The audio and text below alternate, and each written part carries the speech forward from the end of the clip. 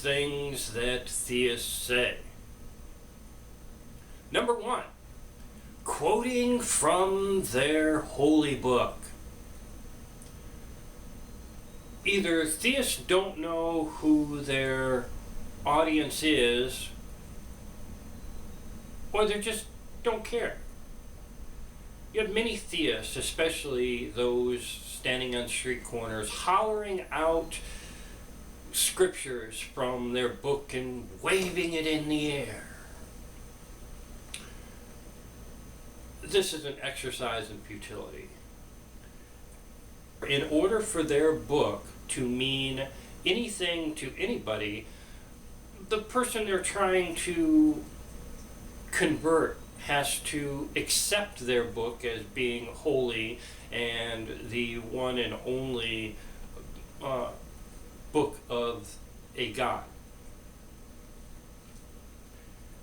I personally don't accept the Bible as anything but a Bronze Age superstition.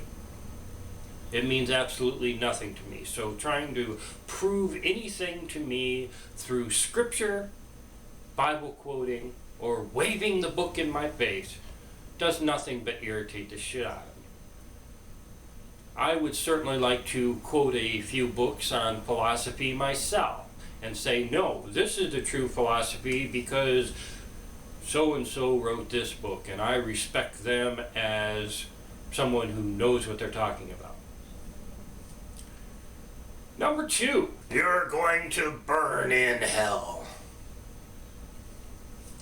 Well, asshole, Santa Claus isn't bringing you any presents. You're getting coal in your stocking. How do you feel about that? You better be nice, because Santa has a list and he's checking it twice. Yeah, scares you about as much as it does me. In order for someone to be scared that they're going to burn in hell, they have to first believe in a hell. I do not. You can't prove God doesn't exist. You can't prove he does. And on top of that, you can't prove that I don't have an invisible pink unicorn in my garage. Just prove it.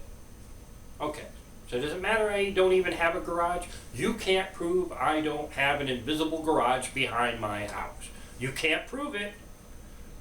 Just because it doesn't have any matter, just because you can't touch it, see it, feel it, taste it, or run into it when you're walking back there, doesn't mean it doesn't exist. I used my thought power and I created it just last week. Prove that it doesn't exist. This is complete insanity to use an argument that you can't prove something exists or doesn't exist based on whether you can't see it, taste it, smell it, feel it, or any of the other arguments that they have. Number 4, everything is subjective. So nothing you say matters.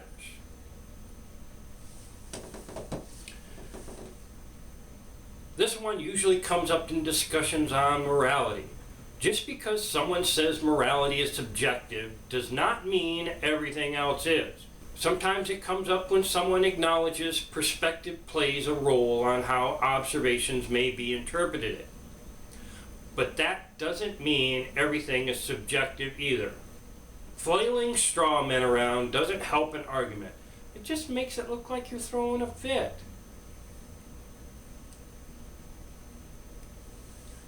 Number 5, I'm not religious, but I have a personal relationship with God. Now, I've heard this one a lot of times.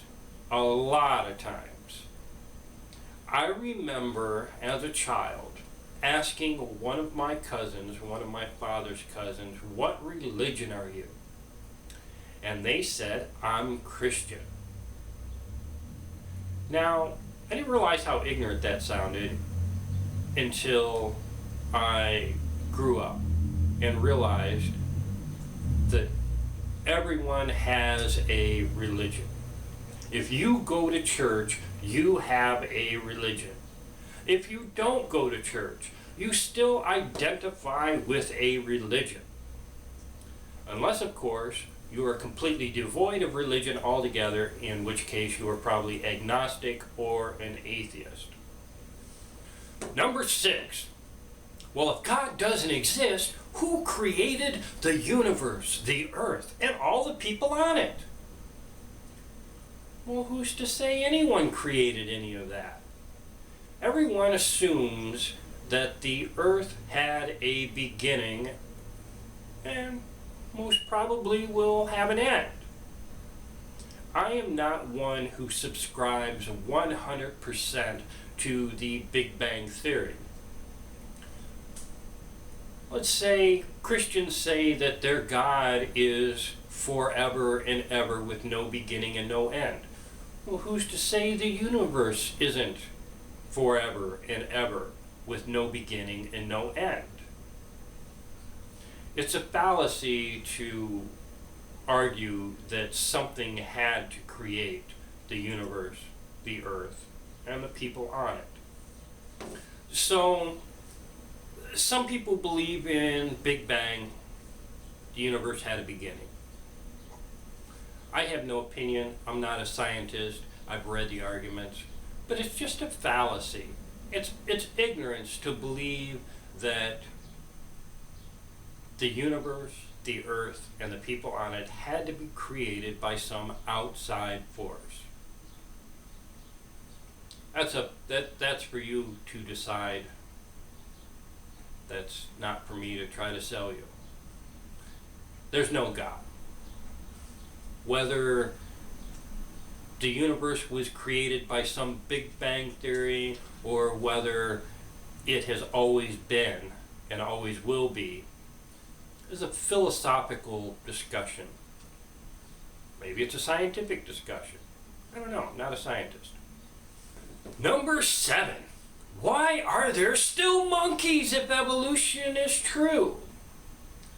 Christians who ask this question have no comprehension of what evolution is. Evolution doesn't mean that because one species evolved from another, that there are no more of the previous species.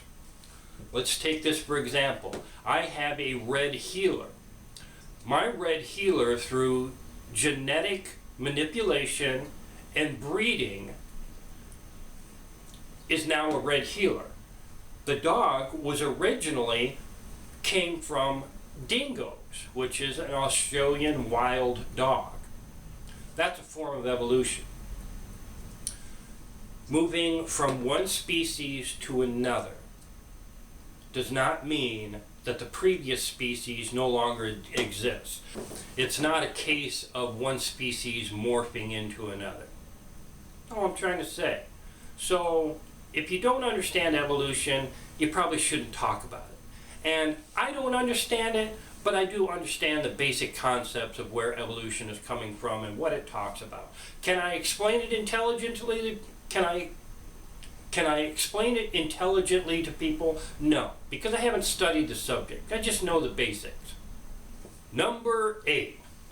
I'll pray for you. Well, yeah, fuck you too. And that's basically what Christians are saying when they can't win an argument, or when they're upset with you, or whatever.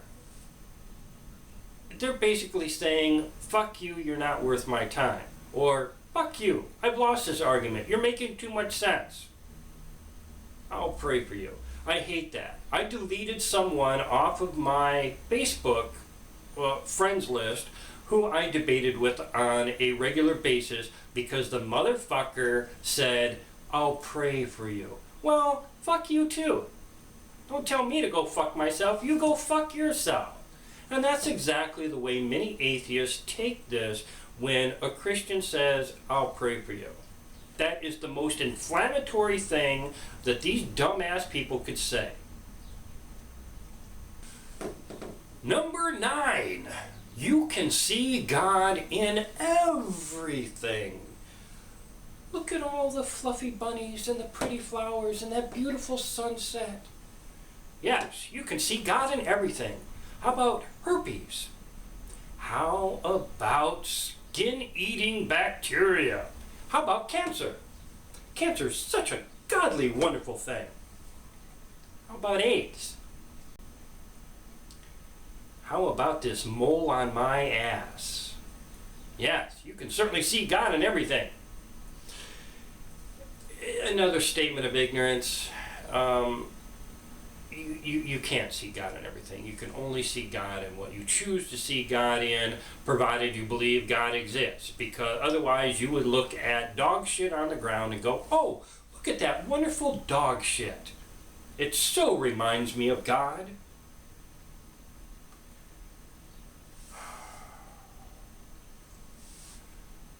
My fucking head is going to explode with some of this fucking shit that Christians say. Number 10. You can't see air, but it's still there, just like God. Meh, wrong answer. There's this thing called science, Christians, and through science, they can actually measure air. They can measure air pressure. They can measure the movement of air. You know that little thing called wind. Yeah, it's God is God. No, God is not. No. God is not just like air. No. God's not like air. So, those are the 10 crazy things those wild and wacky theists say. Now, I would like to take credit for the content of this YouTube video, but it was inspired by atheistrepublic.com. Lee Myers was the writer of the blog at atheistrepublic.com, and I kindly wrote to them and asked if I could use this material for a YouTube video. It is also on my WordPress blog, and I've spread it about Twitter. So I encourage you, go over to Atheist Republic, see what they have over there. It's a great website, a lot of blogs, a lot of interesting, well-written things. Thanks for watching. I'm the Ultimate Skeptic, and watch for my next video coming soon.